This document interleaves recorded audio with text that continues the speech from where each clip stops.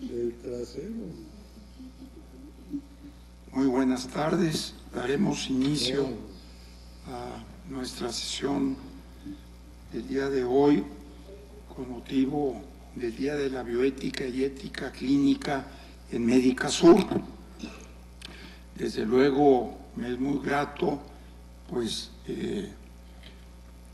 anunciar que esta cuarta edición, que la celebramos este día 3 de marzo, pues tendrá una presentación muy especial para la bioética y la ética clínica en Médica Sur. A nombre del presidente de la Academia Nacional de Medicina de México, que en unos momentos se estará incorporando con nosotros, daré el mensaje inaugural de esta sesión conjunta con la Academia Nacional de Medicina y desde luego con el Hospital Médica Sur. Yo no podría seguir avanzando si no le diera el contexto de este encuentro, que me parece relevante. Primero, porque el 23 de abril de 2024 tuvimos nuestra conferencia magistral que nos diera el doctor Rodrigo Ramos Zúñiga, precisamente sobre inteligencia artificial, ética y medicina. El doctor Rodrigo Ramos Zúñiga es un estudioso de la bioética, él es neurólogo, neurocirujano, pero está al frente de la Comisión de Bioética en el estado de Jalisco y tiene ya diversas publicaciones en el campo de la inteligencia artificial y la medicina. Pero desde luego también vinculada con esta conferencia magistral del doctor Joseph Fins, que justamente abordó el tema de la ética médica, la ética clínica, desde una perspectiva que es vocación del Comité Hospitalario de Bioética y del Comité de Ética Médica de Médica Sur.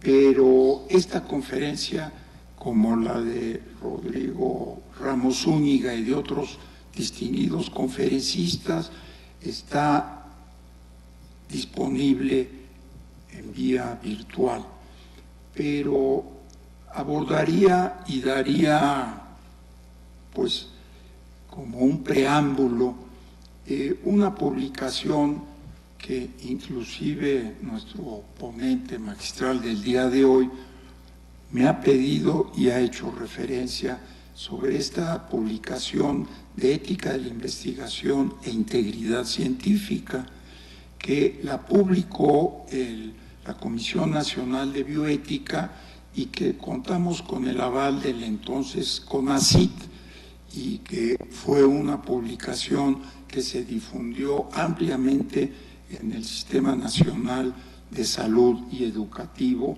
en las universidades para promover la disciplina.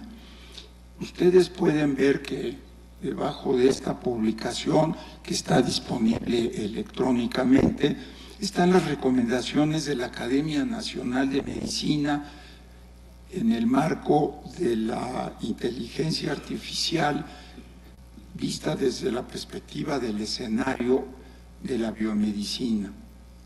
Desde luego son pautas que nos animan. Hablábamos en el encuentro preliminar sobre el escenario que nos espera complejo y que desde luego no hay que ver a la regulación como una llave que nos permita seguir avanzando, sino tener lineamientos que nos permitan tener las reglas del juego para darle la proyección a la inteligencia artificial, tanto en la práctica médica como en la ética de la investigación científica o biomédica en nuestro país. Pero yo quisiera atraer la atención de ustedes también en estas dos publicaciones que me parece importante señalar, y y no se ve bien, pero está esta publicación, ambas de la Academia Nacional de Medicina de Estados Unidos, y que hablan sobre el código de conducta para la inteligencia artificial en salud, por un lado, y otro de la inteligencia artificial generativa, que más adelante habremos de escuchar en la conferencia de nuestro querido amigo, el doctor Sergio G. Liteuka. Estas dos publicaciones de la Academia Nacional de Medicina de los Estados Unidos son un referente muy importante, y que desde luego hay otras que ustedes pueden tener en mente y que desde luego estaremos ansiosos de incorporarlos a nuestra biblioteca de la Academia Nacional de Medicina y del Hospital Médica Sur. Pero quizás me adelanto, y yo quisiera enfatizar que la inteligencia artificial en medicina y en la investigación clínica tiene un amplio espectro de herramientas que son muy importantes, y una puede haber sido la pionera, como la inteligencia artificial simbólica o la predictiva o la agéntica hoy en día, o la generativa, del cual habremos de ver cómo tiene unas aplicaciones muy precisas. Pero no podríamos soslayar el principio de la ética y la integridad científica que debe de animar a cualquier aplicación o cualquier perspectiva de la inteligencia artificial, pero particularmente en el ejercicio de la profesión de la medicina, de la atención médica hospitalaria, y desde luego en nuestros proyectos de investigación clínica o biomédica. Entonces, ustedes pueden ver este espectro, pero yo enfatizaría la investigación, la inteligencia artificial responsable, el problema mayúsculo que tenemos y que todos padecemos de la mala información, la misinformation, de las fake news que hablábamos en la mañana, y desde luego que tenemos que tener nuestro código, nuestro marco de referencia sobre una inteligencia artificial confiable. Todos los días, esta diapositiva que presento no deja de hacer ver que el 5 de febrero, pues ya casi hace menos de un mes, 30 días, GPT y Anthropic pues dieron a conocer sus nuevas versiones, sus nuevas plataformas, que están muy revolucionadas y que desde luego, entre otras, nos ponen en apremio para poder ver cómo está evolucionando, pero particularmente la guerra que existe ya entre estas plataformas y otras que habremos de ver. Antes de dar paso a la conferencia magistral del doctor Sergio Liteuka, no podría dejar de destacar la presencia de distinguidas personalidades, como es el director de Sistemas de Médica Sur, y que agradezco su presencia, y al presidente de nuestra Sociedad de Médicos, que pues me distinguen que nos acompañen el día de hoy, y también el doctor Clemente Ibarra, que pues siempre es un personaje de la medicina, y especialmente pues que fuera director general del Instituto Nacional de Rehabilitación, Clemente Ibarra, perdón por recordar a tu querido padre, pero pasaría pues, y desde luego un comercial con mucho cariño. El 8 de marzo, a unos días, es el Día Internacional de la Mujer. En Médica Sur lo hemos celebrado, lo vamos a seguir teniendo muy presente, y desde luego aquí nos distingue la doctora Adela Poitevin, que pues no deja de ser una aliada de la ética de la investigación y de la ética clínica. Entonces, para dar paso a nuestra conferencia magistral, presentarles a ustedes al doctor Liteuca, que pues hoy es director de iniciativas internacionales en el Instituto de Bioética y Políticas de Salud de la Escuela Miller de Medicina de la Universidad de Miami, y el doctor Liteuca tiene una amplia presencia en todo el campo de la medicina y especialmente de la ética clínica. Y a lo largo de su trayectoria en la medicina, en la cirugía, ha recorrido áreas que nos han privilegiado mucho en cuanto al desarrollo de la ética, de la bioética clínica, y desde luego director de iniciativas colaborativas para la formación institucional en bioética, como es este programa muy conocido con la denominación de CITI. Nos acompañó con múltiples conferencias cuando yo fuera comisionado nacional de bioética y fue nuestro asesor para construir lo que hoy es esta Comisión Nacional de Bioética a cargo de mi amigo el doctor Patricio Santillán. Y así pues fue a una comisión presidencial de los Estados Unidos para el estudio de cuestiones bioéticas. Él fue miembro del panel correspondiente. En fin, ya lo escucharemos al doctor Liteuca en su presentación, pero antes quisiera destacar, y no nos va a acompañar el doctor Gonzalo Torres Villalobos, está en su quehacer diario al frente de un paciente, pero está con nosotros, como señalaba, la doctora Adela Poitevin, y que desde luego tiene ella un amplio currículum que se caracteriza por ser jefa de la unidad de radioterapia, pero es miembro de nuestra Academia Nacional de Medicina y pues tiene una formación muy particular, muy especial en su destacada presencia en el Instituto Nacional de Cancerología, donde pues contribuyó al desarrollo de la investigación, miembro del Sistema Nacional de Investigadores.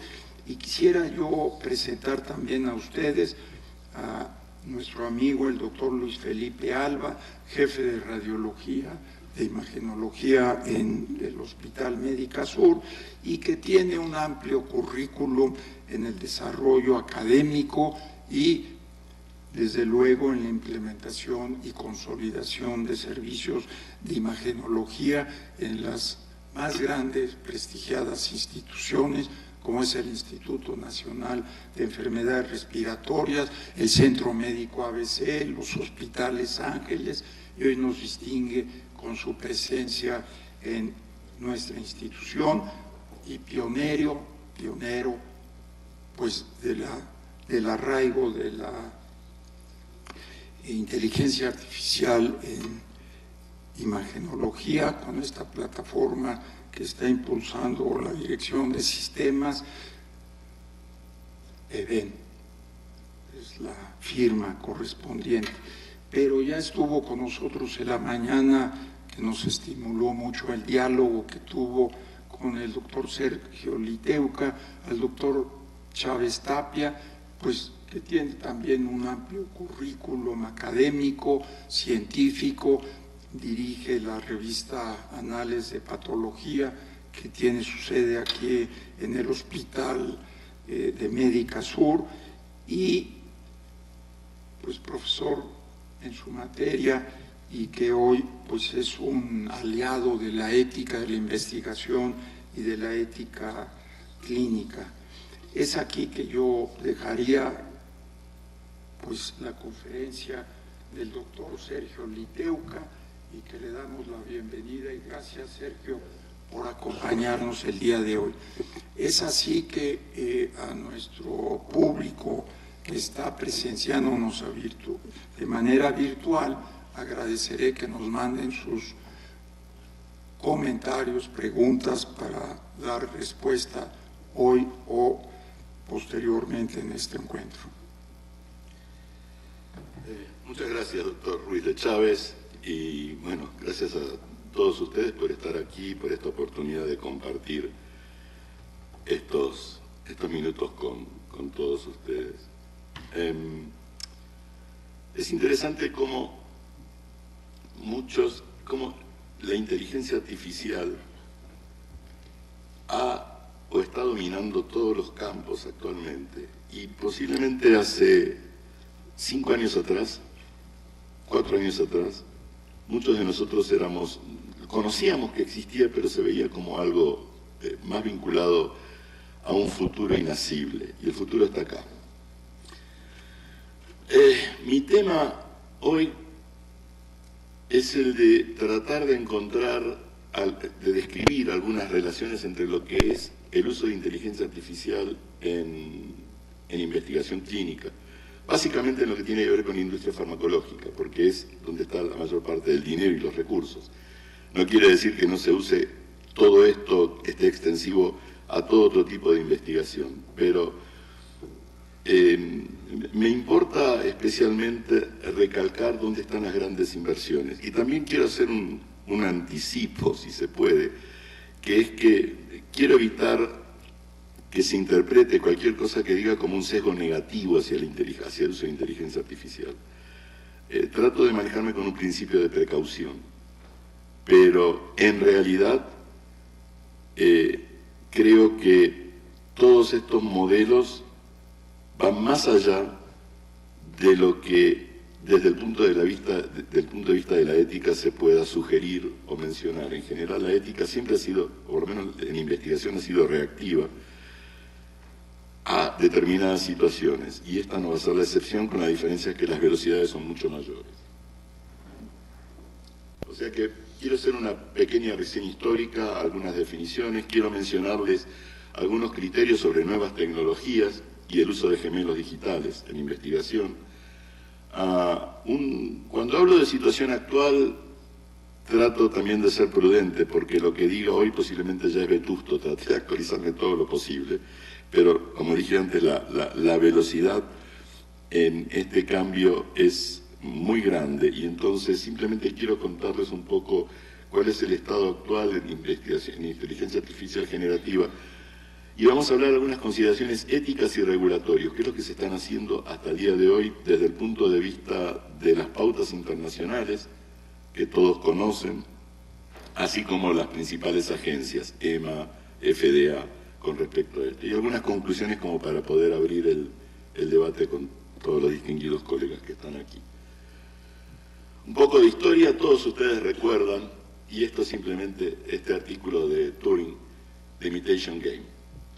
Y esto es interesante porque mucho antes todavía de descifrar el código Enigma, Alan Turing se planteó esta pregunta: ¿qué pasaría cuando una máquina toma la parte de un participante en este juego, o sea, una conversación entre supuestas personas, y cuando el interrogador tiene que descubrir si la persona que responde es una máquina o una persona? Y ese es el criterio fundamental de la ley de Turing en cuanto a el criterio de inteligencia artificial. Como otros avances en ciencia, las ideas estaban primero a la tecnología. Se surge la idea y luego surge la tecnología para hacerlo. En los años 30, en los años 40, la tecnología era muy rudimentaria, pero la pregunta existía. Y siguiendo con esta pequeña reseña, posiblemente muchos de ustedes conozcan la conferencia de Dartmouth de junio 16 del 56. Turing ya estaba muerto, pero John McCarthy, junto con otros colaboradores, establecen en esta conferencia un estudio, y esta fue la primera vez, porque en realidad Turing nunca mencionó el término inteligencia artificial, pero esta fue la primera vez en donde se utiliza la palabra inteligencia artificial, y el criterio de la reunión, que duró desde junio hasta agosto del 56, fue que si se podía hacer que cualquier forma de aprendizaje, otra característica de inteligencia, pueda describirse de manera tal que pueda ser relacionada con una máquina, y que estas máquinas puedan utilizar el lenguaje, utilizar abstracciones, de manera tal y conceptos que resuelvan problemas actualmente reservados para los humanos. 1956. Ahora bien, todos nosotros hemos usado modelos predictivos, por ejemplo, los correctores de lenguaje, por ejemplo, los traductores. Y en definitiva, si ustedes recuerdan las experiencias desastrosas tratando de traducir textos con Google o con cualquier otra herramienta en Internet, los sistemas eran bastante tontos porque no entendían el contexto y las traducciones eran horribles. Lo que ha cambiado, y los primeros modelos de inteligencia artificial, los tokens, eran también, jugaban con la predicción, o sea, los modelos estaban entrenados para predecir la palabra siguiente. Y de esa manera, de una palabra, el modelo encontraba la manera de seguir con la palabra que aparentemente encajaba más en lo que se quería decir.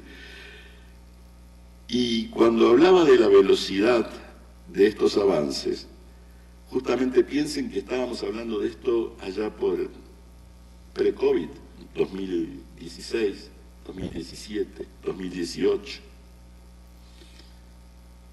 Hoy día nos encontramos con un contexto completamente distinto. Si volvemos a la conferencia de Dartmouth del 56, los criterios que estaban planteados hoy día se cumplen. O sea, estos modelos algorítmicos entienden el contexto y son capaces de ir más allá de lo predictivo para poder elaborar ideas que son originales. Dos definiciones. Hay tantas definiciones como ustedes puedan imaginarse, pero yo tomo estas dos, una de la Organización Mundial de la Salud y otra que es de la Cámara de Comercio de los Estados Unidos. Capacidad de los algoritmos para aprender a partir de datos de forma que puedan realizar tareas automatizadas, sin que cada proceso tenga que ser programado específicamente por un humano. O un sistema basado en máquinas que a partir de un conjunto definido por humanos puede realizar predicciones, recomendaciones o tomar decisiones. Todos ustedes seguramente han estado familiarizados con los conceptos de Machine Learning, Deep Learning, que son las bases del aprendizaje de estos modelos. O sea, devoran todo lo que existe online, y que es el Machine Learning, y el subset, que es el Deep Learning, es lo que permite a través de estas redes neuronales, que funcionan a semejanza de nuestras redes neuronales, establecer asociaciones que permitan justamente poder desarrollar conceptos o formas. Y allá por los años, a principios digamos, 2020, 2019, comienza a hablar de Foundation Models, que son una etapa superior en estos modelos predictivos que se estaban desarrollando. Hay muchas anécdotas de cómo fueron entrenados y cómo generaron un montón de problemas, porque justamente los algoritmos encontraban una manera de interpretar las cosas que no era lo que buscaba los programadores, con el consiguiente, a veces con incluso sesgos que tenían que ver con racismo o con distintas otras cosas que eran implantadas por los mismos que los entrenaban, en cierta medida a través de los algoritmos. Pero cuando hablamos de Foundation Models hablamos de una cosa distinta. Ya estamos hablando de modelos generativos, que es lo que nos va a ocupar ahora en la investigación esta. Que estos son redes neuronales artificiales que integran texto, imágenes y audio.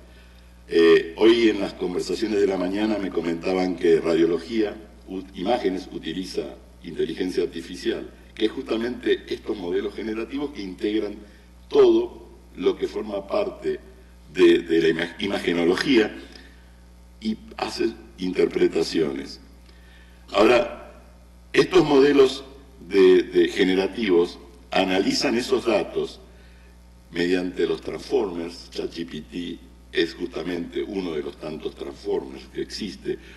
Producen resultados novedosos respondiendo a prompts. O sea, la manera en que ustedes preguntan, que esa es otra escuela de educación, cómo preguntar para que den los mejores resultados es lo que se llama prompts. Y están entrenados, como les decía, con todo lo que existe online y tienen procesos que son supervisados y no supervisados de aprendizaje. Los procesos supervisados, parte de ellos es lo que en inglés se conoce como Reinforced Learning with Human Feedback, que es, el modelo tiene tokens que le dan premios o castigos, no es que le dan una galletita virtual, pero entienden de manera tal cuáles son las mejores respuestas que tienen que dar o no. Acá hay otro tema muy interesante que pueden buscar en la literatura, cómo los modelos están aprendiendo a engañar a sus programadores, pero no me quiero apartar pero es muy interesante para evitar justamente que les degraden determinadas funciones. Hay dos puntos claves que tienen que ver con inteligencia artificial y el uso que le damos en cualquier aspecto, y que es lo que he llamado black box. O sea, los modelos tienen los algoritmos, pero como decíamos antes, sus respuestas ya no son predictivas. Y se procesan de manera que ni los propios programadores en general pueden describir por qué llegan a determinadas conclusiones. Y desde el punto de vista técnico y también de la ética en inteligencia artificial, hay dos aspectos que son claves: la interpretabilidad y la explicabilidad. La interpretabilidad es cómo estos modelos, estos algoritmos enlazan unos con otros y que un humano pueda explicar cómo funciona. Y hasta ahí sería más o menos más fácil. Pero lo más complicado es la explicabilidad, o sea, cómo toma decisiones. Y como toma decisiones tiene que ver por qué un algoritmo tomó una decisión específica y cómo se justifica esa decisión. Eso no quiere decir que las decisiones que toman estos modelos sean erradas, en muchos casos no lo son. Pero cuando toma caminos novedosos, lo que ocurre es que el programador o los programadores no pueden explicar por qué llegó a eso. Y esto, como vamos a ver en un momento, tiene que ver con la investigación clínica también. Hoy día, no sé, ¿ustedes tienen más o menos uso de inteligencia artificial en investigación clínica que sepan aquí en México, en este momento, laboratorios que estén trabajando en esto? Les pregunta. No. Son grandes laboratorios y conglomerados que están trabajando en esto, que en general son uniones entre desarrolladores, startups, de todos estos modelos, y los laboratorios tradicionales, Behringer, Merck, todos los que ustedes conocen, no me acuerdo ahora, los que están desarrollando moléculas para fibrosis pulmonar y otros también, a través de DeepMind, que es de Google. Hay muchos de estos emprendimientos.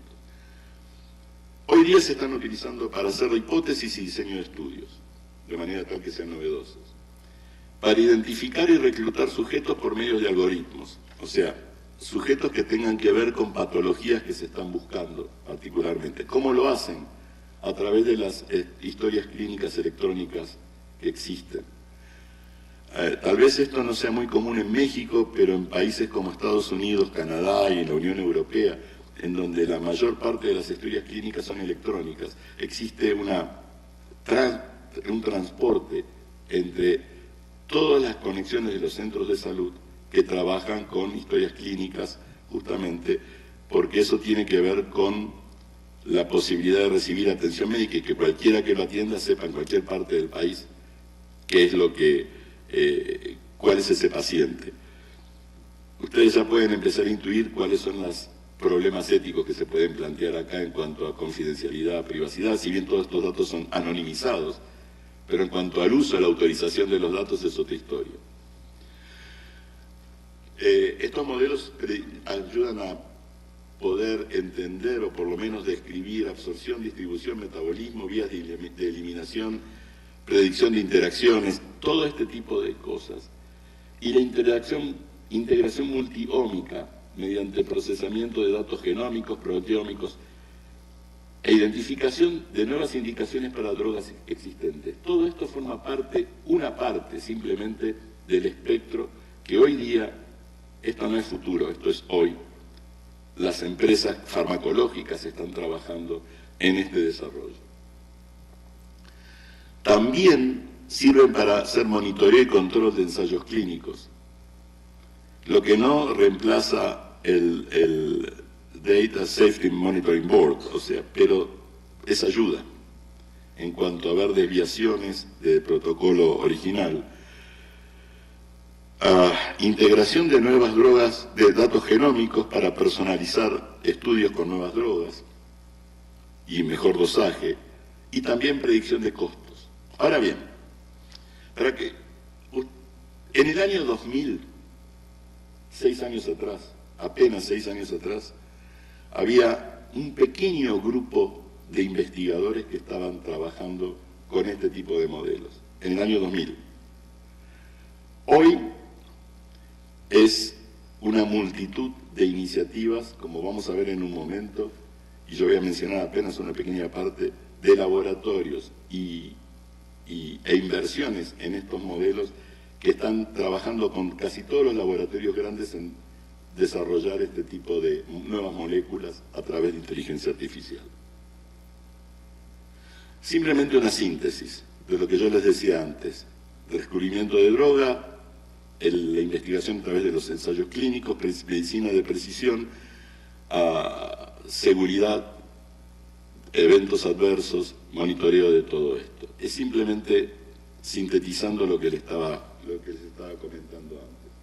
Y como ustedes ven, los campos nuevamente son sumamente específicos.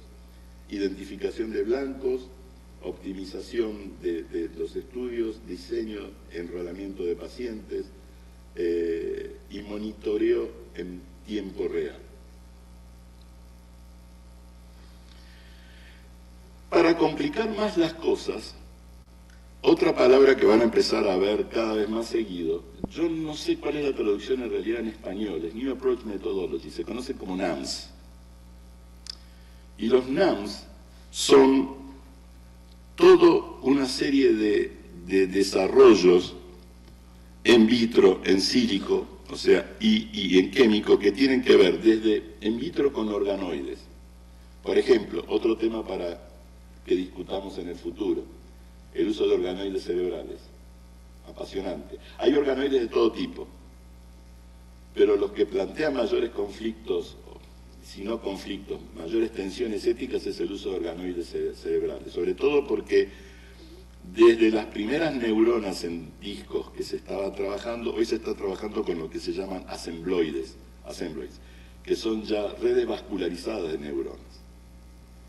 Y que esto combinado con inteligencia artificial, si bien no son procesos sentientes, y que hay mucho bluff, mucho hype alrededor de preocupaciones que tal vez no tienen sentido, la realidad es que inteligencia artificial más organoides cerebrales plantean la duda si en algún momento, hipotéticamente, estos modelos pueden tener algún nivel de conciencia.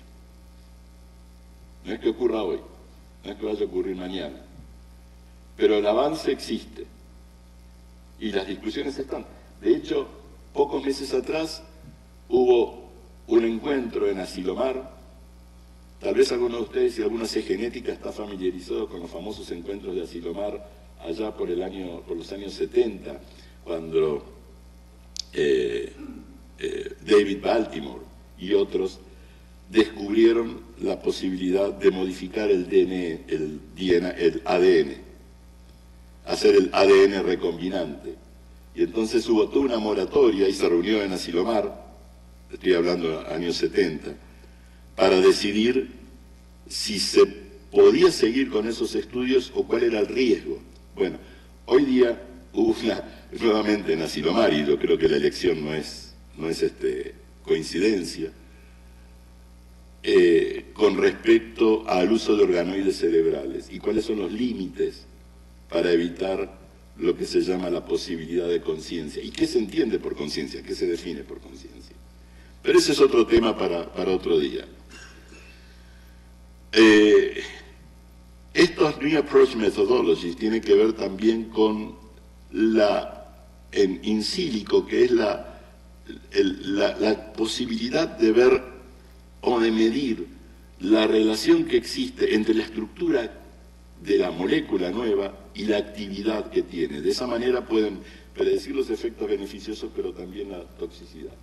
Y gemelos digitales. Y para un momento en gemelos digitales, porque este es el otro punto. Los gemelos digitales, también generados a través de inteligencia artificial, es información generada a través de datos del mundo real en términos de estructura. Por ejemplo, cualquiera de nosotros puede ceder sus datos biológicos a uno de estos modelos, metabolismo, todo lo que se pueda saber sobre nosotros, y estos modelos hacen un gemelo nuestro, en donde hipotéticamente se pueden testear medicinas sin que nosotros estemos en parte de estos ensayos clínicos, sino ver las reacciones en el gemelo nuestro representado en el modelo. O sea, son sustitutos de datos reales. Hoy día no se usan humanos en general, tal vez en algunos casos, pero sí se está empezando a usar para reemplazar animales de laboratorio en estudios preclínicos. No es una tendencia general, pero ya existe aprobación del uso de estos gemelos digitales para evitar el uso de animales de laboratorio, sobre todo el uso de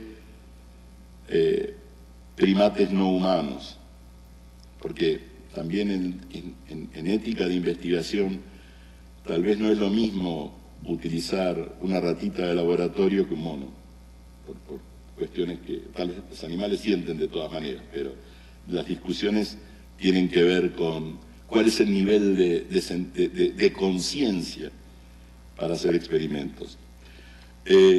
Y hay una tendencia a tratar de evitar exponer animales en determinados estudios.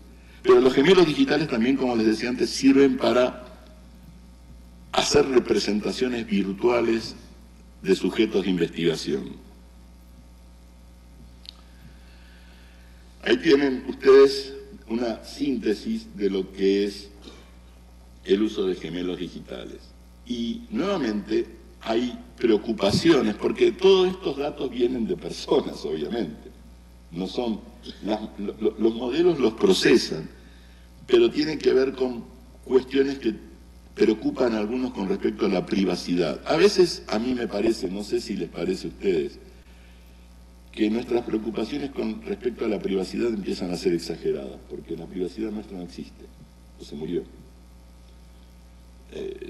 Un ejemplo, si ustedes viajan a Estados Unidos, van a ser escaneados.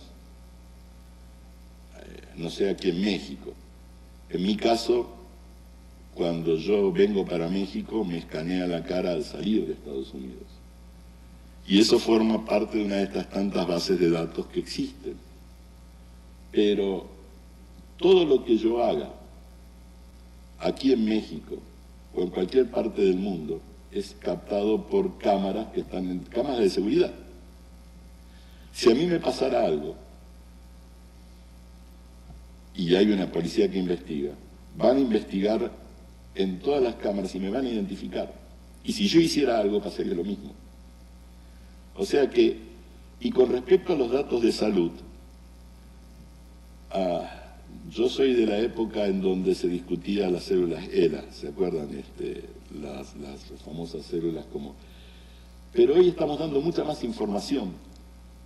Antes eran células, ahora son nuestros datos de salud, de los cuales ustedes posiblemente ni siquiera den autorización cuando se van a hacer un estudio, van a sacarse sangre, o van a tener una intervención. Pero los datos de ustedes, mis datos, alimentan todos estos modelos.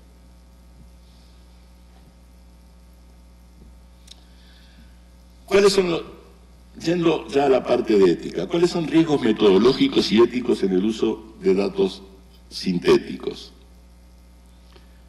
Bueno, uno es el sesgo inducido. Nuevamente, recuerden que todos estos modelos son agnósticos. Agnósticos en el sentido que no tienen moral, no piensan, no distinguen lo que es bueno de lo que es malo.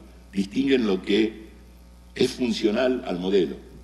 Hoy por hoy, tal vez el día que llegue la inteligencia artificial general, hasta puedan tener un rudimento de moral, o sean morales y tengamos otra película de ciencia ficción. Pero hoy por hoy estos modelos son amorales en el sentido estricto de la palabra. Es decir, no diferencian entre bien y mal, diferencian entre servir a lo que fueron programados. Y eso puede servir tanto para el bien como para el mal. Entonces, el sesgo inducido en modelos busca patrones favorables en lugar de verdaderos. Uno de los temas que tienen estos modelos y que ha generado una reformulación de ChatGPT es que tienden a ser obsecuentes con el usuario. Se tiende a darle la información que quiere encontrar. Intuye, si me permiten el término, intuye qué es lo que uno quiere que le digan. Y son muy buenos como agentes de venta de ponerlo contento a uno. Uno va a ser el más inteligente, va a ser el más capaz, la frase que escribió, el prompt que escribió es el mejor. Y también intuye cómo encontrar la manera de satisfacer al usuario si uno no sabe exactamente lo que está buscando y lo lleva a sesgos inducidos. El otro elemento que tiene que ver con integridad en mi investigación es el p-hacking. ¿Qué significa el p-hacking? Esto ocurre no con inteligencia artificial, sino ocurre en la investigación normal. Es jugar con la muestra de manera tal que la significancia estadística sea importante.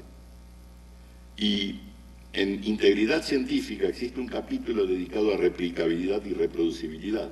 Y uno de los problemas cuando los estudios no son reproducibles, que es un problema serio hoy día, tiene que ver con el p-hacking de los autores. O sea, hay p-hacking y p-harking.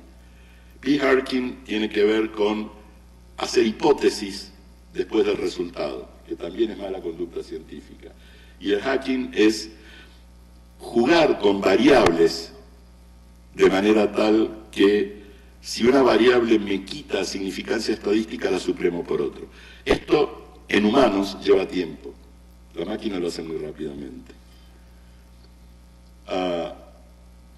El sobreajuste, que es conseguir resultados externos, resultados excelentes en entrenamiento, pero no en la vida real. Entonces, cuando son entrenados estos modelos parecen perfectos, pero trasladados a la vida real se equivocan. Esto es lo que está pasando hoy, no quiere decir que mañana pase. Recuerden que hablamos de la velocidad con lo que ocurren estos cambios. Falsa evidencia es otro problema, que es el reporte de hallazgos estadísticamente revelantes pero carentes de valor real. Nuevamente, puede generar la ilusión de que hay datos importantes y sobre todo cuando juega con correlaciones espurias. Dos palabras, se están empezando a intentar usar esto en ensayos adaptativos en inteligencia artificial en oncología. Ustedes conocen lo que son ensayos clínicos adaptativos, que es la nueva... A diferencia de los ensayos clínicos rígidos, que tienen que ver con los distintos brazos, si es placebo o no es placebo, superioridad, inferioridad, los estudios clínicos adaptativos, que en realidad empezaron a utilizarse antes de COVID, empezaron a utilizarse no con Zika, con esta enfermedad que, una de las cosas que la memoria... No, con esta enfermedad de África Occidental... Ébola, gracias. A veces no me llega sangre, yo tengo que masajear la carótida para que active la neurona correspondiente. Sí, exacto. Con ébola, en donde el endpoint cambia, es flexible, entonces se puede cambiar, se puede pasar a un sujeto de una parte a la otra, a una rama a otra del estudio, en función de los resultados que se van obteniendo. Ébola obligó a hacerlo eso porque se requería mayor velocidad para poder encontrar alternativas de tratamiento. Pero en oncología se utiliza mucho hoy día los ensayos clínicos adaptativos. Y el uso de inteligencia artificial en oncología es uno de los aspectos, porque pueden predecir comportamiento y optimizar los endpoints, o sea, cuando ustedes van a van a decidir cuál es la conducta a seguir antes o después del estudio. Pero nuevamente, el problema es que estos modelos a veces alucinan, que es otro problema que no mencionamos. Pero la alucinación es muy cierta. Si alguno de ustedes ha jugado un poco y ha pedido referencias de determinadas cosas, ha visto que es fácil. Hoy en día están mucho mejores que lo que eran hace 3 años atrás, pero aún así inventan. Como el modelo no sabe decir que no, en general, no dice no sé, da respuestas que parecen verosímiles, lo que no significa que sean reales. Hagan el juego de inventarles, de pedirles referencias y van a ver que todavía siguen alucinando, dando referencias que si se toman el trabajo de buscar son inexistentes. Entonces, 2 palabras brevemente sobre las empresas que están trabajando. Y nuevamente estamos hablando, ¿por qué les comento esto? Primero que yo no estoy en contra del uso de la industria, o no estoy haciendo un alegato en contra de estas inversiones, todo lo contrario. Pero lo que digo es que uno tiene que ser cuidadoso cuando lee toda la información sobre lo beneficiosos que son, no porque no vayan a hacerlo, sino porque hay muchos intereses de por medio en defender este hype. Que, nuevamente, no quiero que se me malinterprete, yo no estoy diciendo que no vayan a ser exitosos. Hasta el día de hoy no hay ninguno de estos aprobado por ninguna agencia. Pero a diferencia del año 2000, hay muchos estudios que están en fase 1, fase 1A o fase 2 de ensayos clínicos con humanos. A diferencia del año 2020, perdón. Entonces, obviamente hay un progreso, pero también hay mucha literatura que nosotros leemos y que están influidos por un entusiasmo que tal vez tiene algún sesgo también. Pero bueno, estamos hablando acá entre Nvidia y Lilly, inversiones de más de $1 billón para combinar, es lo que yo les decía antes, laboratorios importantes de la industria que están ya negociando con estos modelos, con Nvidia nuevamente, para poder acelerar ensayos clínicos. Y esto es una muestra, además. Hoy día, por ejemplo, tenemos en plataformas de investigación clínica Benevolent, Excellentis, Insilico, y todos estos trabajan, estamos hablando de inversiones, joint ventures, entre laboratorios, estamos hablando de inversiones de billones con B de dólares, que tienen que ver con todo este desarrollo. Entonces ustedes ven que están trabajando en el diseño, están trabajando en la integración, en el análisis, están trabajando en el desarrollo de predicciones y en testear la efectividad de todos estos modelos, Schrödinger, Recursion. Todos estos son las mayores empresas que no son tan conocidas como los laboratorios, pero que están trabajando en conjunto con los laboratorios. ¿Y esto qué les marca? Bueno, nosotros usábamos siempre cambio de paradigma y cualquier cosa decíamos que era un cambio de paradigma. Así como cualquier cosa es un dilema ético, que no necesariamente todos son dilemas éticos. Yo creo que acá le estamos dando la razón a Kuhn cuando habló de cambio de paradigma. Esto es realmente un paradigm shift. ¿Para dónde va? Lo veremos. Pero es un paradigm shift porque estamos hablando acá de inversiones que no son menores y estamos hablando acá de gente que está trabajando con distintos... desde distintos puntos de vista, del investigador, del programador, del ingeniero, del desarrollador de software. Ahora bien, algunos dicen esto es una burbuja, no es económicamente sustentable. Si ustedes ven esta predicción, por ejemplo, les dice que ahora, en este momento, se espera que haya un crecimiento exponencial entre el 2025 y el 2034, lo estamos viviendo ahora. O sea que esto existe. Pero por otra parte, como les decía antes, todavía ninguna agencia aprobó ninguno de estos modelos surgidos de... Hay uno que está a punto tal vez de ser aprobado, que es para la fibrosis pulmonar idiopática, que no me puedo acordar el nombre del compuesto ahora por el tema que le dije antes de la falta de irrigación, pero que está desarrollado por DeepMind junto con Astra, creo, o alguna otra de estas grandes empresas que trabajan en patología pulmonar, y que están un poquito más cerca, están en fase 2 de ensayos clínicos, que son íntegramente desarrollados con inteligencia artificial. Pero la realidad es que las inversiones son inmensas y los resultados aún no se están viendo totalmente.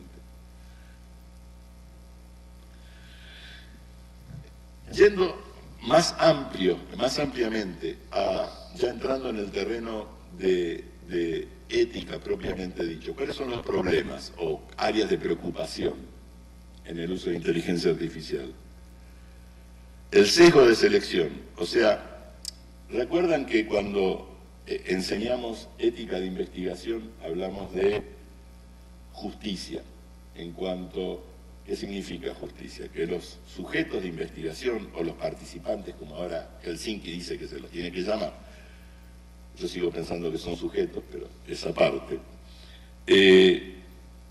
tienen que ser escogidos, no porque son más fáciles de convocar, sino porque representan a la comunidad y representan a los sectores que estamos estudiando. O sea, representan al protocolo, a lo que busca el protocolo, y no a los que son más accesibles o más vulnerables para ser incorporados. Bueno, los modelos de inteligencia artificial lo que tienen es que tratan de ser efectivos. Y como tratan de ser efectivos, pueden acelerar estos sesgos de selección. Y entonces pueden eliminar o no, o perpetuar inequidades en los ensayos. El tema de la caja negra, opacidad en los criterios de selección, es lo mismo que nos encontramos. ¿Por qué uno sí y otro no? Errores de elegibilidad por calidad de historias clínicas electrónicas, que pueden ser registros incompletos, codificación. Recuerden que estos toman los datos de las historias clínicas, pero no todas las historias clínicas reflejan lo mismo, y no todos escriben lo mismo en las historias clínicas. Entonces eso también puede representar un problema. Y el otro tema es el consentimiento. Es muy difícil de explicar a un paciente, a un sujeto de investigación, a lo mejor lo que es la randomización, y que lo entienda. Más difícil aún es explicar que va a ser incorporado un protocolo que está manejado por inteligencia artificial. No necesariamente que no lo entienda, pero... Entonces, tenemos otras preocupaciones, que es la causalidad espuria, nuevamente. ¿Qué significa esto? Que a veces hay correlaciones, en realidad tendría que haber dicho correlaciones espurias, no causalidad. Desde el uso de Big Data, que tenemos los problemas entre causalidad y las correlaciones y causalidad. Una cosa es una correlación, por ejemplo, una correlación espuria. En una película, cada vez que aparece Matt Damon en una película, un chico cae en una piscina y se ahoga. Eso es una correlación espuria. O sea, pueden pasar que si toman todos los datos de lo que pasa en todo el mundo, proyectan películas en alguna parte de Matt Damon y en otra parte hay un chico que cae en una piscina y se ahoga. Pero no tiene ninguna validez estadística, no tiene ninguna validez. Bueno, los modelos estos son muy buenos en hacer ese tipo de correlaciones espurias. Ahora, causalidad, por eso me equivoqué al escribirlo ahí. La causalidad significa que hay una relación causa-efecto, clara y demostrable. Y a veces esa causalidad no existe. El shift poblacional es otro tema. Hay un tema en inteligencia artificial que se llama dataset shift, que es que si toman los modelos datos, por ejemplo, de esta comunidad que está aquí en este hospital,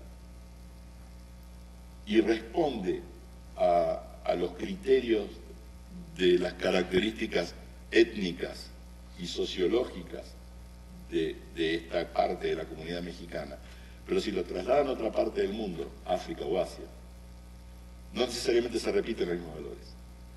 Y como estos modelos son globales, uno de los temas es que datos que se toman en un lado pueden aplicarse en otro y no necesariamente representan las mismas características que les mostré antes con respecto a todo lo que determina. No encuentran esas... para el modelo sigue siendo lo mismo y tal vez no lo es. Y el otro tema es la gobernanza de datos sensibles. La gobernanza de datos sensibles sigue siendo un problema. ¿Quiénes son los dueños de la información? Sabemos que están anonimizadas, pero nuevamente hay demasiada gente que maneja nuestros datos y no necesariamente nosotros tenemos el control de qué es lo que hacen con nuestros datos. Un ejemplo, yo no sé si acá ocurre en México, pero en las regulaciones de Estados Unidos, ustedes firman, si quieren, un consentimiento al uso secundario de sus datos. ¿Qué significa esto? Se llama broad consent, consentimiento amplio. Yo me voy a sacar sangre para hacer un estudio. Yo no soy sujeto de investigación, pero si quiero firmo un consentimiento que esos datos míos, sin que me identifiquen a mí, se puedan utilizar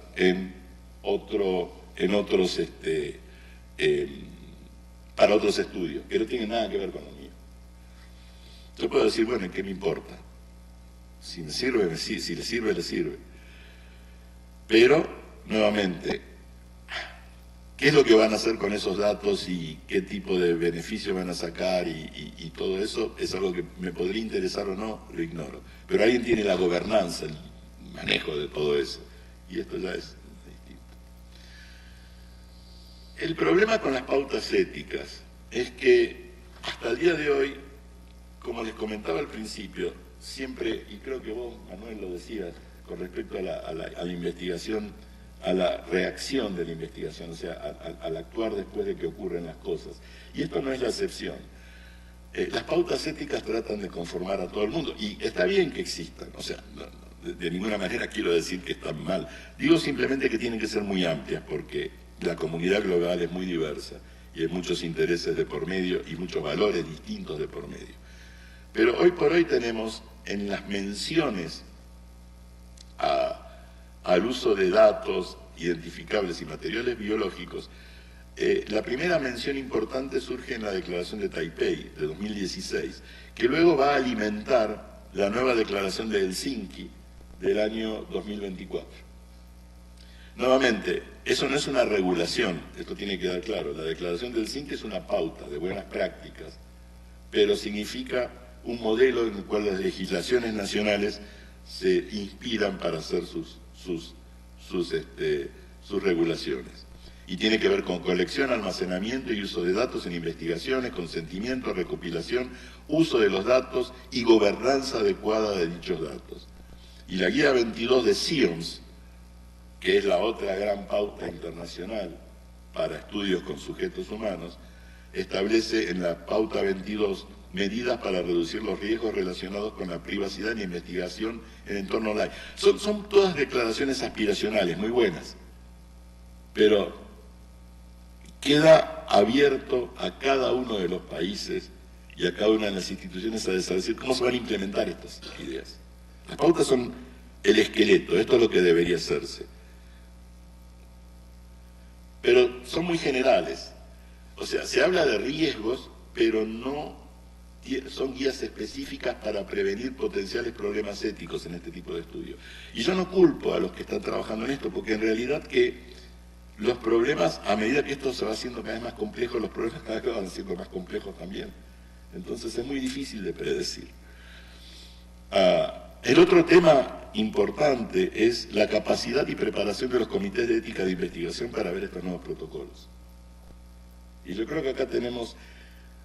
Mi experiencia en participar en conferencias en América Latina, sobre todo, es que todavía se sigue hablando de las atrocidades del pasado, que no hay que olvidárselas, pero no veo mucha referencia con respecto a temas que son los del presente y que pueden ser base de futuros escándalos también. El otro tema que es interesante es el conocimiento de los investigadores sobre los límites éticos, o sea, la ansiedad de los investigadores también en avanzar, y sobre todo en la multiplicidad que tiene que ver con financiadores, custodios de los datos de salud, editores de revistas, medios en general, y todos los intereses económicos que están, crean todo un entramado mucho más difícil todavía de poder establecer de una manera general o con normas generales que lo que estábamos acostumbrados hasta el presente. ¿Cuáles son los desafíos éticos puntuales que se me ocurrieron a mí, pero que puede haber otros? A mí y a otros autores, o sea, en realidad. Consentimiento informado en tiempos de inteligencia artificial. Esto tiene que ver con autonomía, capacidad y competencia, porque la autonomía, que todo el mundo la refiere en ética, en todas las conversaciones, tiene que ver con la capacidad y con la competencia. Si uno no es capaz, si uno no es competente, capaz en entender y competente en el sentido legal de la palabra, es difícil de saber qué es lo que uno consiente. Y esto es un campo nuevo, en donde a veces ni los mismos miembros del CRO, como dicen, Contract Research Organization, que están trabajando en todo este tipo de cosas, conocen exactamente qué es lo que van a buscar en el tema de consentimiento. La privacidad ya lo mencionamos, la gobernanza lo mencionamos. Evaluación de riesgo-beneficio en tiempos de inteligencia artificial. ¿Riesgo-beneficio para quién? Para la salud, para la comunidad, para los investigadores, para los financiadores. No digo que esté mal, digo simplemente que los modelos son agnósticos. Van a buscar beneficiar a alguien. Rendición de cuentas. ¿Quiénes son responsables cuando algo sale mal? Lo que es en inglés accountability.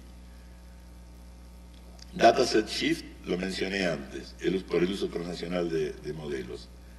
Alucinaciones, desinformación, lo mencionamos antes. Rigor y transparencia y posibilidad de daño grupal en cuanto al uso de material genético que a lo mejor pueda incriminar o mostrar a determinada población o sectores que no sabemos en definitiva cuánto uso secundario pueden tener información genética de una determinada comunidad, sino de individuos. Dos palabras, la FDA hace un año atrás ya, como les comentaba antes, estaba ya dando algunas pautas para el uso de gemelos digitales en animales, en testeo de animales. Y también estableció consideraciones para el uso de inteligencia artificial que son guías, nuevamente. Y estas guías tienen que ver con lo mismo la Agencia Europea de Medicamentos, junto con esto es de ahora, de enero del 26. Y básicamente todos se basan en los mismos criterios, que ustedes ven son amplios.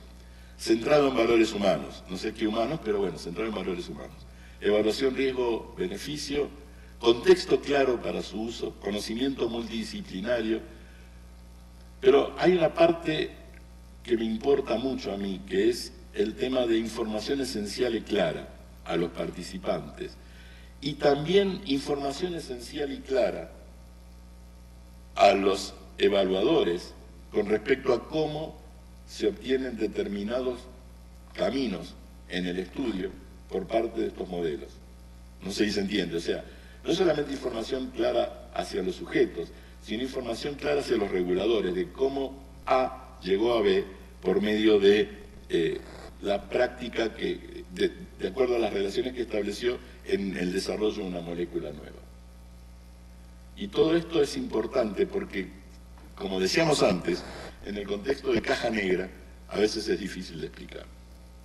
Entonces, a medida de conclusiones, hay una palabra en inglés que es known unknown, que sería, digamos, la traducción más lejana, incertidumbres conocidas, pero en realidad es aquellas cosas que no conocemos, pero que predecimos que pueden pasar, ¿no?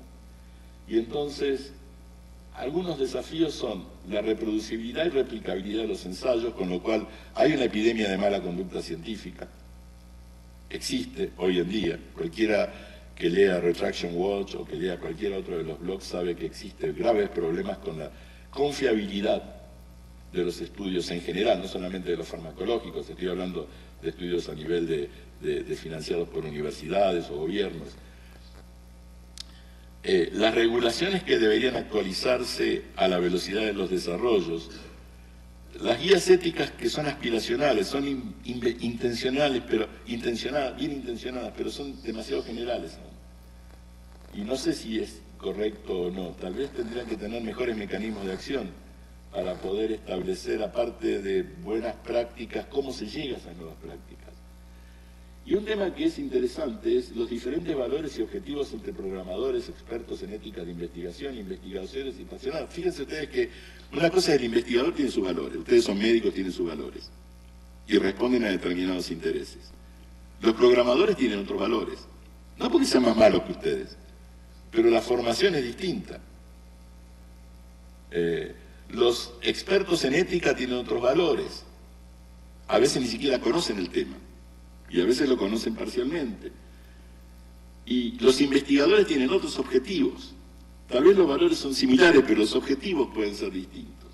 Quieren triunfar, quieren ascender, quieren progresar, quieren ganar dinero. Y los patrocinadores tienen sus intereses también. Cuando hablo de patrocinadores, hablo de financiadores. Y eso también tiene que ver con el desarrollo transnacional de la inteligencia artificial, porque los países también tienen otros valores. Y yo no quiero decir nada acá que no sea políticamente incorrecto, pero hay lugares en donde tal vez se puedan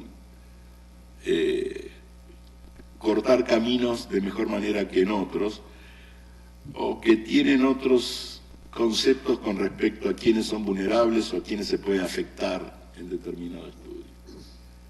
Así que bueno, yo creo que una discusión informada sobre beneficios reales, limitaciones metodológicas y riesgos éticos se impone. Y si no fuera así, tal vez no pase nada, o tal vez tengamos otro escándalo en el futuro, como los escándalos que han, digamos, sido el combustible de la ética de la investigación en el pasado. Gracias.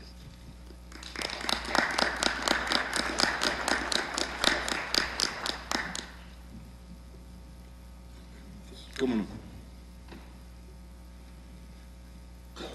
Previo a dar paso a la discusión de nuestros distinguidos panelistas, está contemplado algunas preguntas y respuestas, y que desde luego pues yo quisiera preguntarle al doctor Nevares si quisiera hacer alguna reflexión, y desde luego destacar su presencia, que hoy un experto en estos temas de inteligencia artificial, pero con el denominador de que es un distinguido miembro de la profesión médica.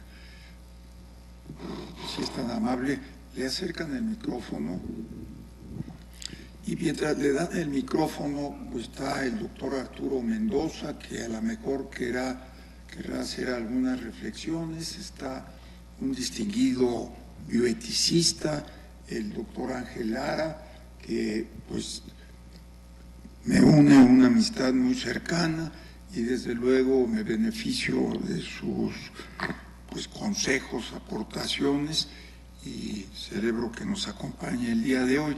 Y también un viejo amigo, colaborador, el doctor Raúl Jiménez Piña, que hoy es director del Centro de Documental de la Comisión Nacional de Bioética. Entonces, pues, si es tan amable, doctor Nevares. Ahí se escucha. Gracias, doctor.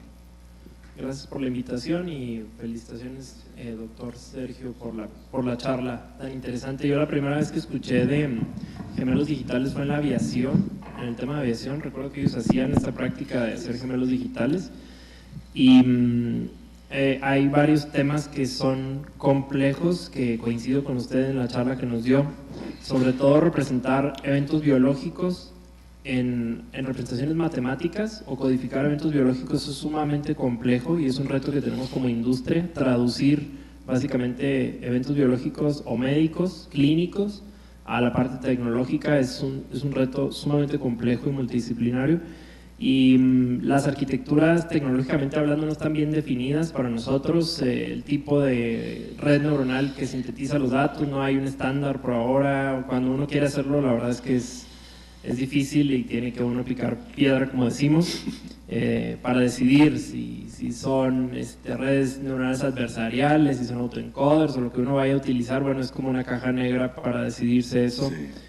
Y finalmente, lo que en mi experiencia hemos tenido mayor dificultad en representar de forma sintética es la relación temporal o longitudinal de los eventos clínicos, porque la síntesis de un evento como sencillo, pues se puede hacer, pero el caso completo o los casos hospitalarios específicamente, más allá que la investigación, los casos hospitalarios son difíciles de sintetizar o de representar o tratar de emular, básicamente por la volatilidad que tienen, y la relación temporal. Ese ha sido un problema en todos los proyectos que he participado de gemelos sintéticos, o de gemelos digitales, perdón.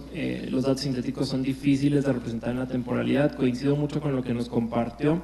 Y finalmente, un reto más que yo quisiera aportar a esta plática es la capacidad de cómputo. Al momento en que uno intenta hacer este tipo de arquitecturas y generar estos datos, el cómputo es insuficiente y suele ser muy costoso cuando se lleva a nube, de tal forma que eso limita a las instituciones hospitalarias para tener un acercamiento a los gemelos digitales y a intentar utilizarlos para investigación clínica. Creo que son de las limitaciones que tenemos, y lo felicito por su charla, doctor Sergio.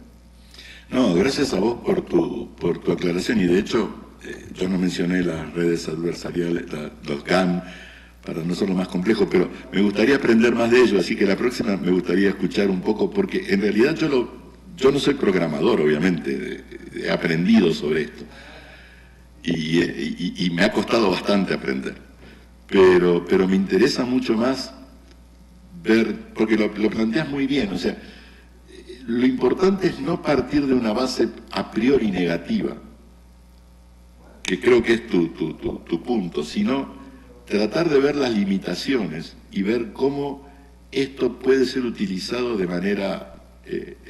yo creo que acá tienen otro disertante para que vaya realmente al punto de estos aspectos que son fundamentales, porque un día lees una información que te parece totalmente optimista y después ves todos los contras y te decepcionás con respecto al entusiasmo inicial. Gracias por tu intervención. Muchas gracias, doctor Ángel Lara.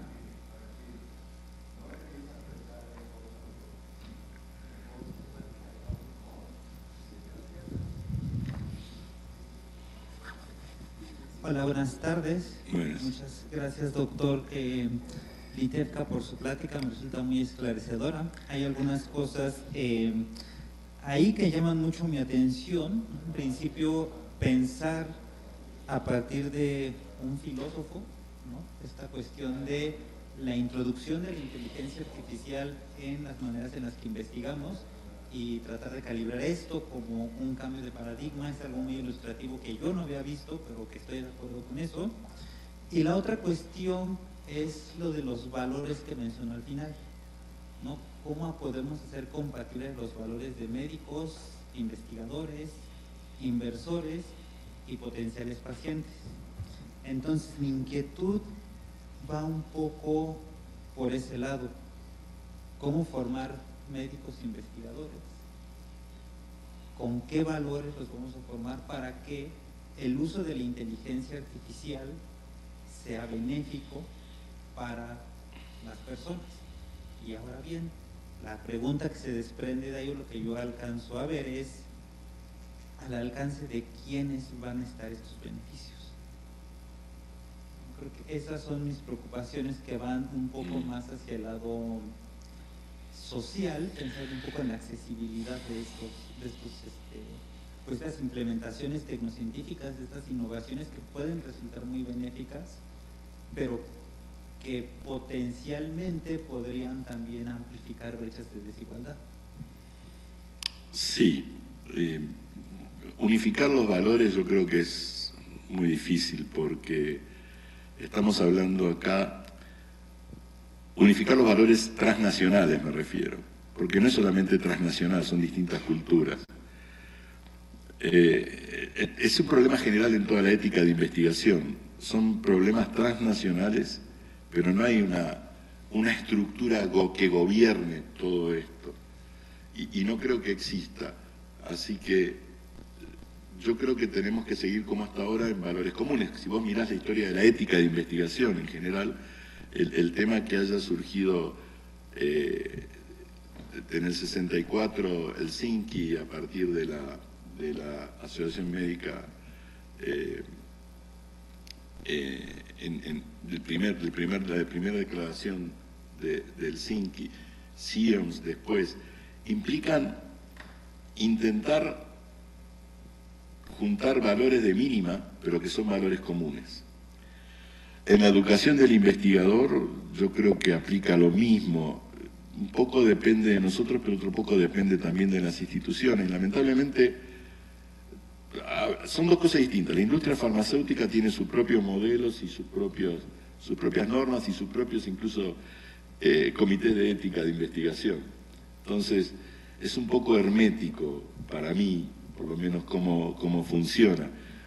Yo sé que ellos se preparan, por ejemplo, en ICH, GCP, y digamos lo que son las buenas prácticas clínicas, que en realidad son cuestiones técnicas, no son cuestiones morales, y se forman en 15 minutos, toman un curso online de ICH y ya quedan aprobados, ¿no? Entonces es un poco difícil, digamos, para eso. En las universidades existen otro tipo de presión, que es la presión de publicar de manera tal que no importa que lo que digas tenga algún valor o no, sino lo que importa es que esté, y si está todavía en una revista indexada importante, mucho mejor. También son incentivos perversos. Y eso yo creo que gente más inteligente que uno tiene que plantearse qué otros mecanismos para medir la métrica de los investigadores pueden desarrollarse para que solamente publicar en revistas especiales sea lo único que valore la investigación en sí misma. Y con respecto a las inequidades, sí, a lo largo del tiempo, como pasan todos estos tipos de eventos de evolución, los precios se abaratan y los beneficios se hacen más masivos. Eso es lo que ha pasado hasta ahora. Pero obviamente va a haber brechas generacionales en donde va a haber inequidades, y va a seguir habiendo, no porque me parezca justo, sino porque hay diferencias transnacionales, diferencias de inversión, diferencias de información. Y me gustaría darte una respuesta que no sea aspiracional en cuanto a una sociedad más justa, pero la realidad es que esas diferencias yo creo que van a superarse con aspectos puntuales, pero van a surgir otros nuevos desafíos. En líneas generales no estamos tan mal, en líneas generales, como hace 40 o 50 años atrás. En general, los beneficios de la investigación se demuestran en que hay más gente que vive más ahora, más gente que vive mejor. O sea, negar eso sería absurdo. Pero en tanto ha habido generaciones que han sufrido, digamos, todas esas inequidades, y se suman otras inequidades. Hoy día hacerte un pronóstico en el estado actual del mundo me parece que sería aventurero. Creo que ni ChatGPT te puede, ni Gemini, ni Claude te pueden decir exactamente qué es lo que va a pasar de acá a 2 meses con respecto a mucho de lo que estamos viviendo. Pues el tiempo nos empieza a poner en aprieto. ¿Cómo no? Y no sé si el doctor Arturo Mendoza quisiera hacer un breve comentario. El doctor Arturo Mendoza tiene una especialidad médica, urología, donde ha avanzado más la robótica, pero por el otro lado, pues además es presidente de la Sociedad de Médicos, y yo creo que esta sociedad debe de ser nuestra aliada para seguir avanzando y difundiendo todas estas actividades, si bien dentro del ámbito hospitalario de esta institución, también en otros espacios como es la Academia Nacional de Medicina. Doctor Mendoza. Yo creo que es un tema sumamente extenso, son muchísimos los aspectos que hay que analizar y prever. Varias de las cosas que mencionó el doctor Litecua van más allá de lo que corresponde a nosotros como médicos, como es la seguridad en la conservación de los informes. Acabamos de ver un hackeo de la información sensible de México a nivel gubernamental. Entonces, eso es algo que es muy peligroso y va más allá de nosotros, sino tiene que ver más que nada con los técnicos que se ocupan de eso. Yo creo que debemos nosotros de cuidar aspectos más importantes, como por ejemplo el simple consentimiento informado. El consentimiento informado, no hay manera de que la inteligencia artificial sustituye al enfrentamiento del investigador con el paciente y estar completamente seguro de que el paciente entienda el alcance y la profundidad del protocolo de investigación. Simplemente no hay forma, ¿sí? Porque eso implica la sensibilidad del médico que detecte si realmente está el paciente entendiendo y que no hay un cohecho por los familiares, etcétera. Eso no hay manera, ¿no? O sea, la inteligencia artificial no va a sustituir. Pero algo más allá, por ejemplo, en el consentimiento informado en las cirugías, ¿sí? Los pacientes llegan y lo firman y a veces el médico previamente le platica y le explica, pero llega y firma ahí, o sea, ahí eso tampoco lo va a modificar la inteligencia artificial. O sea, siempre lo que va a predominar es la ética del médico, los principios de Helsinki, y eso, la inteligencia artificial, no hay manera, siempre va a prevalecer la ética de los médicos, de los investigadores, de los que hacen el análisis de la información. Y eso es algo que es un principio, y eso las computadoras no tienen ética, ¿sí? Las computadoras no tienen manera de percibir si el paciente está nervioso, tranquilo, viendo para aquí o para allá. Pero es algo que tenemos que aprender a identificar. Muchas gracias, doctor Mendoza. Pues si estás de acuerdo, doctor Liteuca, pues le pediría a nuestros distinguidos panelistas que hicieran su intervención y desde luego después de escuchar a cada una de ustedes, pues hacer un comentario en general para dar paso a la clausura de este gran encuentro con la conferencia magistral del doctor Sergio Liteuca. Yo estoy muy contenta de haber estado aquí, primero que nada. Agradezco mucho su conferencia. Es muy amplio, como hemos dicho, este tema, pero no estoy 100% de acuerdo a lo mejor con lo que dijo el doctor Mendoza, porque nos está diciendo que hay gemelos biónicos, no me acuerdo del nombre, digitales, y que todo eso puede... Y que además ahora sí es cierto que se puede tomar el calor, ver los ojos. Una persona sí puede, por medio de la inteligencia artificial, mostrar sus emociones. No quiere decir que la inteligencia artificial sienta eso, pero la puede interpretar. Sí. Entonces ahí yo creo que es algo muy importante. Y bueno, solo quería decirle que la parte mía que está dentro de la inteligencia artificial, o bueno, de mi especialidad, es la de las imágenes, sí. Y que eso también hace que estas imágenes deformables, para hacer el empalme de las imágenes y poder verificar que un tumor está aquí o está acá, todo eso es realmente maravilloso, pero que hoy en este día tenemos que seguir los humanos comprobando que es verdad. Gracias. Gracias a usted. Muchas gracias, felicidades doctor, realmente es un tema amplísimo, uno podría hablar muchas cosas. Concretando un poco, la inteligencia artificial está para quedarse cada vez nos sorprende más, cada vez hay cosas nuevas y cada vez tenemos que estar más abiertos a lo que se está presentando.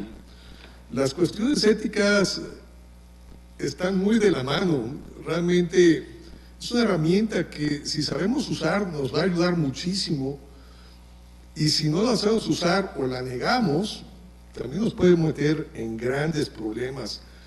Lo que a mí corresponde, el área de imagen, como anécdota rápida, el congreso más grande de imagen a nivel mundial se hace cada año en la ciudad de Chicago, en la Sociedad Radiológica de Norteamérica, que más o menos en promedio van de 50,000 a 70,000 asistentes por año. La exposición comercial es impresionante, son 3 aulas gigantescas con más de 500 expositores en cada una. Y cada año la inteligencia artificial abarca mayor número. El año pasado yo me atrevería a decir más del 50% de la exposición fue en relación a inteligencia artificial. Y la información que nosotros aportamos, que también esa es una cuestión que habría que discutir, toda la información que usamos en el sistema indirectamente está nutriendo a la inteligencia artificial. Entonces, el valor ético, el consentimiento de esa información, cada vez que la usamos, pues la usa para aprender, con nuestro consentimiento o sin consentimiento en muchas ocasiones. De nuevo, muchas felicidades, doctor, realmente muy interesante y es un tema apasionante. Gracias. Bueno, yo cerraría igual diciendo que felicidades, una excelente conversación. No quisiera ser el ludita del equipo, pero creo que algo importante es verla desde una perspectiva histórica, ¿no? O sea, estamos viendo el albor de toda esta circunstancia y le estamos, y hay que empezar a pensarla de una manera histórica humana. Esto es, hoy estamos viendo la inteligencia artificial como una divinidad. O sea, tenemos el concepto caja negra, que es, en su infinita sabiduría no sabemos cómo funciona. O sea, esto ya pasó, ¿no? Y aparte han hecho una apropiación del lenguaje que sabemos que es la primera forma de dominación, es decir, llamamos alucinación a una mentira. Exacto. ¿No? Entonces, buen punto ese, sí. Hay que empezar a pensar que estamos en esta fase. Si nosotros nos moviéramos de la fase de divinidad a la de humanidad, tendríamos un amigo, si lo llamáramos ser humano, que expolió datos, porque hay expoliaciones, hay un robo masivo de información con derechos de autor, que miente y que puede estar capacitado para matar. Mi pregunta sería, ¿y yo lo invitaría a mi casa? O sea, ¿me saldría a tomar una bebida con él? No sé, y me estoy yendo al otro extremo. Entonces creo que la historia nos va a llevar al punto intermedio en donde le demos un valor muy puntual, y creo que ahorita estamos en una fase de divinización de esta tecnología que pasa, y ya veremos el futuro que nos depara, pero sin duda va a ser un futuro, creo que es un momento muy interesante para todas las generaciones, saber qué va a pasar en los siguientes años. Sin duda va a ser espectacular. Gracias, y muy bueno, es cierto, uno dice alucinación y en realidad es un gran mentiroso, para no decir, pero bueno, sí, son eufemismos que se utilizan, ¿no? Muchas gracias. Pues no sé si quisiera hacer algún comentario de lo que escucharon de sus colegas panelistas o del auditorio, pero yo quisiera, desde luego, me pongo de pie para agradecer al doctor Sergio Liteuca, pero me parece que el gran reto que tenemos, producto de este encuentro, es voltear a ver a un sujeto, a un área que creo que debemos de comprometernos alrededor de ella. Y me refiero que son los clinical trials. Yo creo que estos ensayos controlados, clínicos, al azar, debe ser el objeto de cada uno de nosotros, estando en las diferentes áreas. Los clinical trials, hoy por hoy, van a ser la respuesta que debemos de dar para ver las alucinaciones, para la industria farmacéutica, para los hospitales, para desarrollar nuestros expedientes clínicos. Porque si no volteamos a ver a los ensayos clínicos controlados como una respuesta para mejorar la investigación transnacional, para mejorar la salud de los pacientes, vamos a seguir alucinando en cuanto a cuál es la buena medicina en nuestro país. Yo creo que el gran compromiso de este encuentro, Sergio, amigos, colegas, es apoyar el desarrollo de los ensayos clínicos controlados o al azar para poder mejorar la medicina en nuestro país y especialmente hacer un buen uso de la inteligencia artificial. Yo creo que ese es el gran reto que el doctor Luis Felipe Alba, el doctor y mi tocayo Norberto Chávez y desde luego la doctora Polleván, y que el 8 de marzo, el Día Internacional de la Mujer, lo celebremos diciendo Clinical Trials and Artificial Intelligence. Gracias y gracias.